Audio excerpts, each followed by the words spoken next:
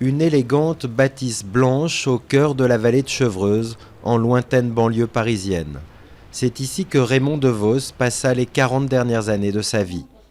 Mort il y a tout juste 10 ans et sans descendant, l'artiste avait souhaité que sa demeure devienne un lieu où se perpétue son œuvre. C'était son havre de paix. Je pense sa respiration et aussi son lieu de création. Parce qu'il prenait des idées en se promenant dans ses voyages, mais ensuite il travaillait ses idées, il essayait de les exploiter en étant ici. Donc dans le bureau est une création plus récente, mais surtout dans son petit musée. Le petit musée, il faut aller le chercher tout en haut de la maison.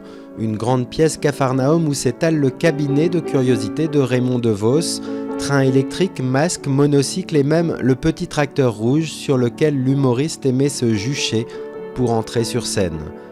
Sans oublier l'univers parfois surprenant de la musique. Son pianiste qui l'a accompagné pendant 18 ans se souvient qu'il pratiquait plus d'une dizaine d'instruments. L'harpe, c'est pas évident à jouer. Il a appris l'harpe. Quand il racontait, quand il allait prendre des cours à Paris, il était au milieu de... C'était des petites filles, forcément. C'était pas un truc d'homme. Il était carrément avant-gardiste, hein, parce que maintenant on voit des hommes qui jouent de la harpe. Et lui, juste pour un sketch, il travaillait ça. Un travailleur acharné et souvent angoissé, c'est ainsi que le décrivaient ses amis, au premier rang desquels Georges Brassens, Raymond Moretti ou les frères Taloche, des amis qu'il recevait ici, chez lui. Quand vous veniez le voir dans cette maison, à l'heure du déjeuner, à n'importe quel moment, il démarrait sur un sketch et vous ne saviez plus si c'était du lard ou du cochon. Et il était très attentif à vos réactions et il faisait ça avec tout le monde. Donc en fait, il travaillait tout le temps.